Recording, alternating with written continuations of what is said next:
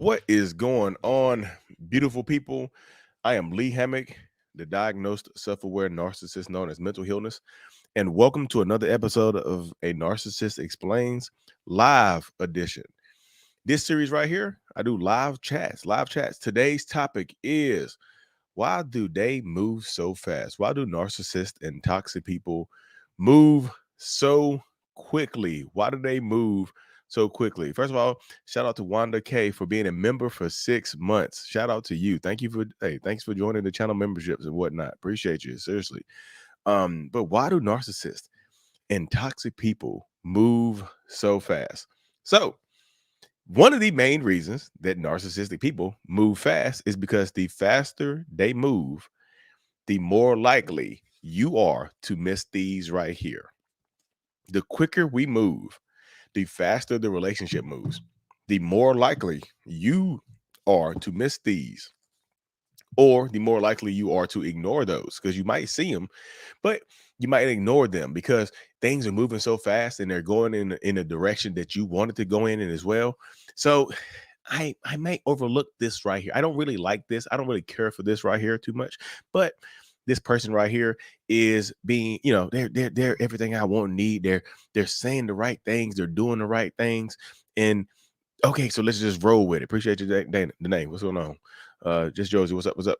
Um, but yeah, that's how it goes though, y'all. The faster you move, the more likely you are to miss red flags. Like you miss the things that might annoy you. You miss the things that might get on your nerves that you don't appreciate. You miss those things, or you might ignore them. You know, speed. I say this all the time. I've been saying this since 2020, y'all.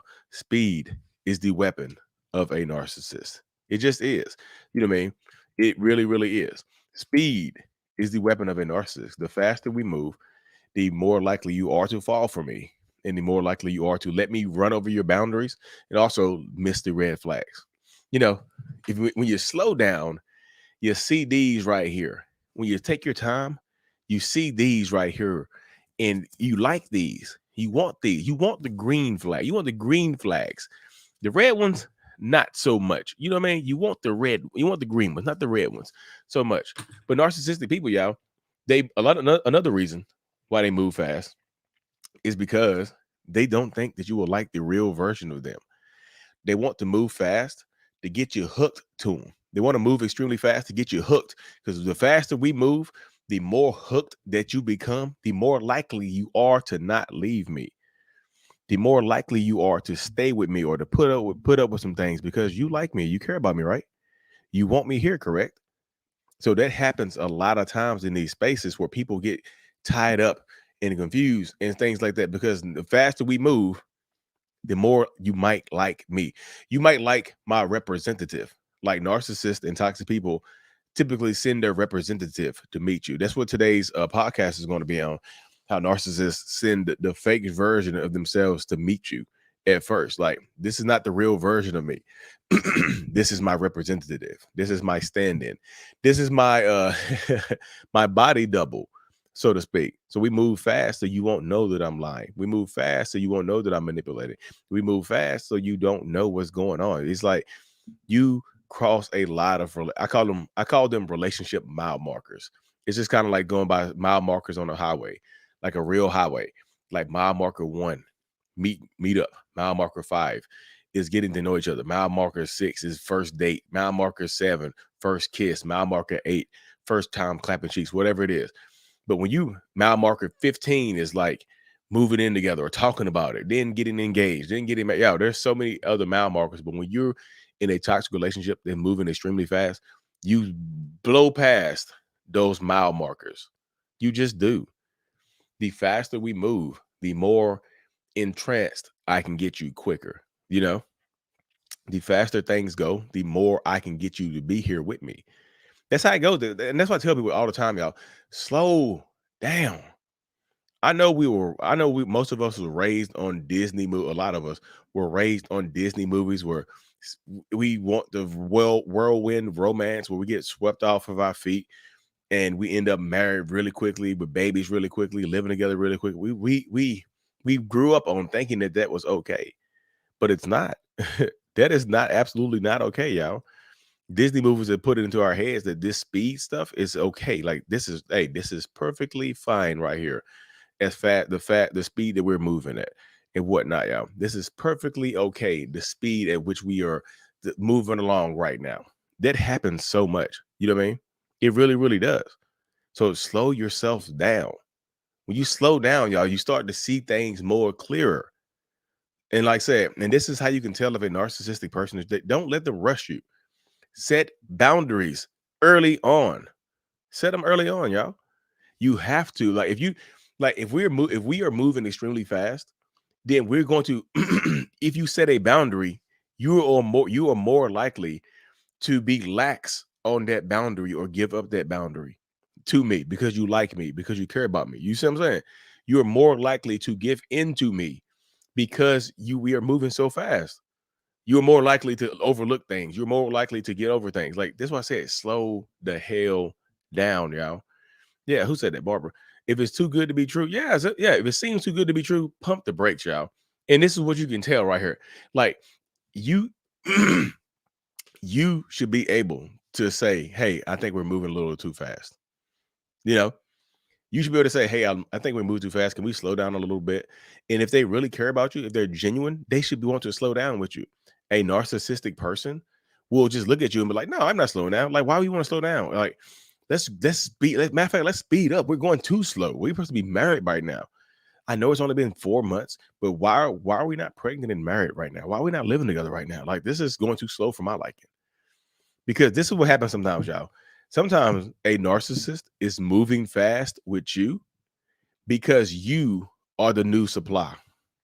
They're love bombing you and they're moving fast with you to make the ex jealous, to make the old supply jealous, to make the ex-husband or ex-wife jealous. So they're love bombing you, moving extremely fast with you to make the old person jealous. You know, they can do that as well. They can be using you as a segue to make their exes jealous as hell. This is part of this is part of this dynamic. This is part of this space. Like they will use some of their exes to manipulate you with. They will use you to manipulate their exes with. They're moving fast and love bombing you and giving you everything that you want and need that th- and makes their exes jealous. And sometimes they will break up with you and go back to the ex. They'll be moving extremely fast with you and leave you to go back to the ex. You know, they will leave you and go back to their ex after moving extremely fast with you. That's why I say sometimes you are the new supply. You know, don't agree. Don't agree. Everyone is a sex addict. Some definitely love addicts. I mean, not everybody's a sex addict. I'm confused, unless you talk. I didn't mention sex addicts, but yeah, they like to move extremely fast, y'all. They like to bed you, wed you, and impregnate you or get impregnated by you extremely quickly. Or let you meet their kids really fast. Let you meet their mom or dad really fast. Let you meet their friends really fast, or try to meet your friends and family really fast. Because that gets us ingrained in each other's lives more quickly. And you think it's okay. Like I said, we are literally blowing by relationship mile markers, and you think it's okay because this feels right. It just feels right. When you know, you know. I've heard people say that before. When you know, you know. Like sometimes you don't know, you know. Sometimes it's don't you don't know. You think you do.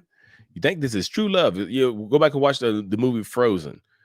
Anna when Anna tried to get married the first night within about 4 hours and meeting Prince Hans of the Southern Isles. I love you. I love you too. You know what? Can I say something crazy? I love crazy. Will you marry me? Got something crazy? Yes. Yeah. Quick as hell. Like they'll say people slow down. Why? Like this is the question you need to ask yourself, and you can ask your potential partner this as well. If this is supposed to be forever, why are we rushing?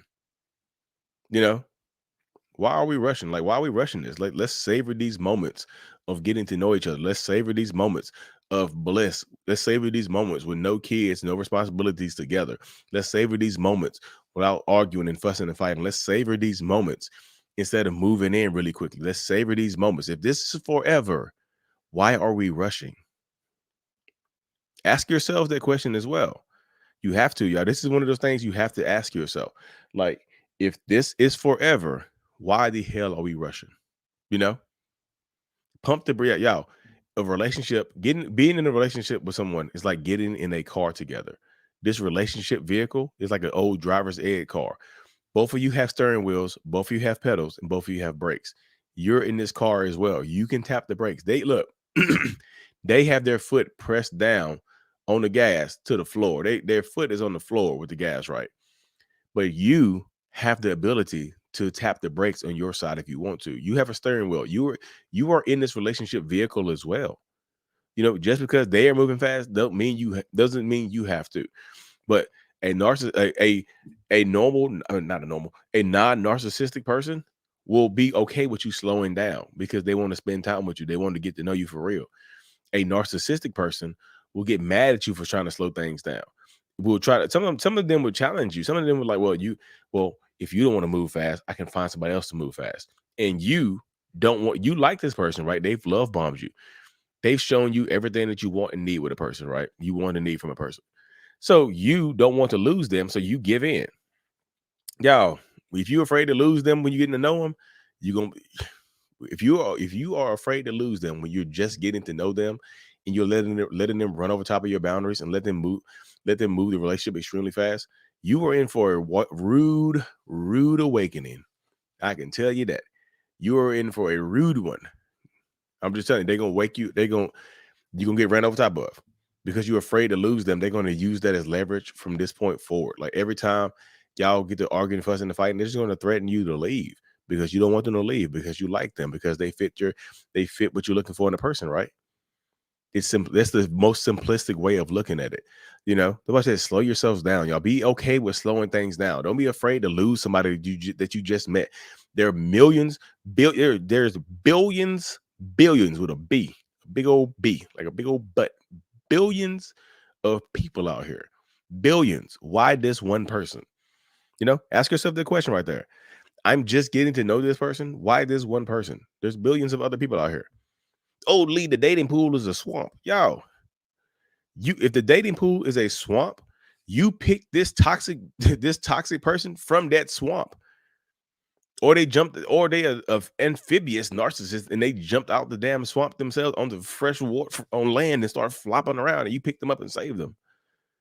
If the dating pool is a swamp, you pick this narcissistic person from said swamp. You see what I'm saying? They are also from the swamp. They are swamp thing. Y'all remember that? Y'all remember that movie back in the day, Swamp Thing? They are swamp thing. You know, slow down, y'all. And like I said, I'll end it with this before I take some questions. If people lie to you up front, y'all, if you catch them lying to you up front when y'all are moving fast, they will lie to you later on. Y'all have got to be stop reconciling with people who lie to you early on. If they lie to you early on, if they manipulate you early on, if they cheat on you early on and you forgive them, you are now setting a precedence for your relationship. You know what I mean? Just like how people go to court and there's no legal precedence for this right here. There's legal precedence. The court case of Lee versus the love bomber. Now you have set a new precedence for your relationship. They're just going to look back on this original case, this case file, this cheating case file, and just refer back to it. I know what I can get away with it now. I know what I can get away with now. You know what I mean? I now know what I can get away with. You teach narcissistic toxic people how to treat you. So teach them to treat you well, or they just won't. Let's keep it high. And y'all know I say I keep it hot and ready, you know, like a little Caesar's pizza on this channel, y'all. So thank y'all for tuning into the episode. I will open up the floor to some questions right now. It's turning to dark. My screen is super dark. Jane Doe, what's up? Thank you for joining the channel membership. The thing out the bin on Sesame Street. Oh yeah, the swamp thing. That's what's the dude? I forgot his name. Oh, again, y'all. Shout out to Wanda K. Hyatt for joining the 6 months channel member. Appreciate that. Like seriously, super thanks. Hindsight would be my superpower. You ever seen South Park with Captain Hindsight? You know, I let him lead the relationship when I should have taken control of my emotions. Yes, absolutely. I know, especially in today's society, I know a lot of people are just like, you need to let the man lead. Yo, a blind man or a man that's not used to being a leader will lead you off a damn cliff. And guess what? You're supposed to just don't question his wrongness. Walk off the cliff and trust that your legs won't get broken. Trust that you won't give a spinal injury or you lose your life. Trust that. Hell no. Make them earn that. Make them earn it. They have to earn it. I don't give a damn. Earn it. Yes, Barbara, they will play on your insecurities. You know, his was on my throat while his hand was in my purse. Oh, dear Lord. They reaching in your purse stealing? They stealing? Was any of the things real he told me? Maybe, maybe not. It just feel like it really just depends. Oscar the Grinch, that's who it was right there. Was any of it real that he told me? It just really just depends, y'all. Could they have meant it in the moment? Yeah, maybe. What did their behaviors say? I feel like listen to the behaviors. Look at the behaviors. Watch the behaviors, not the words. Words whisper, behaviors yell. Words whisper, words whisper like this. Where behaviors yell. You see what I'm saying? Watch the behaviors. The behaviors and the actions speak way louder than the words ever will. I love you. I'm cheated on you. You see what I'm saying? I care about you so much. You're the only person I want to spend time with. But I'm cheating on you with somebody else. Words or actions over words, y'all. You know, they whisper that type of stuff right there. Just in that space. Barbara, power up. Be safe. What is up with them having their family try to get? What is up with them trying to having their family try to get to see the good in them? Narcissistic people's families can be the worst of enablers. Let's just keep it hot right there with that. The worst of enablers. Oh, you just have to deal with that. That's just how they are. That's how she is. You got to deal with her. That's how she is. When you get to know her, you see that she really don't mean too much. She don't mean wrong. Hey, you really get to know him, you realize that like even though he cheat on you, like he never ever talked about anybody else the way he talk about you. I don't care how many times he cheat on you. Like that man love you. Like that's crazy. Like we never thought he would get to this point. We kind of pick on him a little bit. We pick on him after the cheating, of course. Just they can be the worst people. They just absolutely can. That just gets into that space right there where you get a lot of toxic narcissistic people. They end up being the worst, and they have the worst family members to just support their toxicity and support support the toxicity and whatnot. Got some spam in here, y'all. See spam popping up. A lot of fantasy came from his mouth. Yes, but what does the action say? Fantasy, the mouth speaks fantasy. The mouth can speak fiction. The actions are nonfiction. Watch the actions, y'all. Actions speak louder than words. You know, I have some text from my narc in the mental communication roller coaster. I always said that I would go to actions of words. I caught him whispering, "You bastard," to me. He said, I was hearing, he said, I was hearing things. Yeah, they try to confuse you to make you feel like you're hearing things, make you feel like you're going crazy. You know, what are the actions saying, y'all? Family is just as toxic as they are sometimes. Absolutely, yes. You know, we had so much in common. Then he moved his 6-year-old son in, who would end up shooting and kill. What?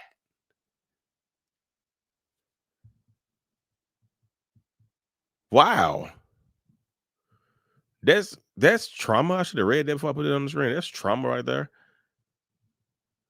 Wow. Mm, that was shocking. Mine made me go crazy and made me wonder if I was nuts. That's the result of gaslighting right there, y'all. That's what gaslighting will do to you right there. That's exactly what gaslighting will do. They want everyone to love them, but deep down they are evil, cruel people. Well, yeah, a lot of them are. You know, a lot of them. I don't say deep down they're cruel people. I would say deep down most of them are hurt, traumatized people, and not even being deep down. Like a lot of the evil is surface. A lot of the evil is on the surface in a very shallow grave. You still need text to break down. Yeah, shoot me some text, y'all. I still do my text message breakdowns. I need to start doing more of them. Dear mental illness at gmail.com. Send me some text messages with a little backstory. Don't just send the text messages. You got to tell me a little backstory behind it, you know, because I don't like, I get on there and have to decipher stuff. But while we here, y'all, make sure you hop over to Amazon, check out my self-love journal to help you rebuild that self-love and authenticity after a toxic relationship. Also have a self-love course coming out as well, y'all. Y'all need to subscribe to my newsletter to get updates on my self-love course I'm working on right now. And then my kids book, Remember It's Not Your Fault. My kids book, Remember It's Not Your Fault, is available on Amazon. Check this out as well. I'm gonna drop the link to my kids book in the comments as well. Check it out. It's on Amazon, y'all. To help kids understand that it is not their fault the way that they were raised and the way that they were brought up. You can't control your upbringing and whatnot. Monarch leaves bruises and marks on my body during then uses these bruises as proof that I have been. Oh Lord of mercy. Yeah, you might want to stop clapping cheeks with him then if he's gonna do that. I'm gonna keep it hot with you. Just be safe, of course. You know. You ask for the backstory. Yes, yes. Because I talk to a lot of people. You gotta email me a little bit of the backstory too, though. Just you don't have to put the whole thing, just a little context. Context, not even the whole backstory, just context. How do you know someone with MPD is working on themselves, not just trying to spin the block? You just really don't. I wouldn't trust it. Yeah, me personally, you got to prove to me that you're working on yourself. Prove to me. Leave me. You have to be able to leave me alone. If you are a narcissistic person, you're working on yourself. You need to be able to respect my boundaries. So if I say leave me the hell alone, you need to leave me alone. But I'm working on myself. I told him I'm working on myself. I need you. Hey, there's not respecting your boundaries. If you say, "Hey, I respect the fact that you're working on yourself, if that's what you're doing, but leave me the hell alone. I don't want to deal with you right now." But I'm working on myself. You told me you wanted me to. No, that's disrespecting your boundaries. You know what I mean?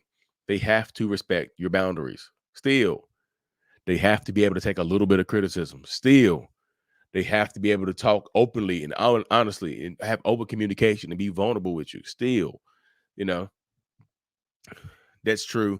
I always fell for that hurt, traumatized side because I am as well. Yeah, they trauma bond to you, y'all. But yeah, anyways, y'all, I gotta hop off this thing. I have a one-on-one I have to do here in the next few minutes. I appreciate every single one of y'all. I had to do a one-on-one and then I gotta pick up my son from school. Um, One-on-one here in a second, y'all. Tuesdays are tired. Like Thursday evening, our live show, Thursday night at 9 p.m., our live show, Waving the Red Flag. We'll be live. We're talking about hoovering, getting sucked back into a relationship with a narcissist or a toxic person. Hoovering by a narcissist. Again, y'all, make sure y'all check out the self-love journal and my kids' book, Remember It's Not Your Fault, on Amazon. I appreciate every single one of you. Mine punched me in my face 3 times. I hope he's in jail for that. If they put their hands in you, y'all have to get them locked up because you're going to if you forgive them for putting their hands on you and you don't press charges and then they leave you and then you try to file charges later on because they left you. People, it sucks, but a lot of people are not gonna believe it. They're gonna look at you like you're bitter. Like, why did you say that? Why you were with them? Why you wait till y'all broke up? Why'd you wait till y'all broke up to try to out them like this? This seems bitter. You made that up. So you got to get their asses locked up. Honestly, be safe, of course. He's deceased. She said he's deceased, so he's locked up in hell. Then, so he's not in jail. He's in hell. So, well, I don't know if you put him there, but damn. Oh, that's when he got shot by his son. Oh. See, I talked to you. See how quickly I just talked to a lot of people. Wow. Well, whew, damn. This live has been triggering and traumatizing. So, y'all, like and subscribe for more. And of course, y'all, mental illness is out. Peace. Damn. That was wild.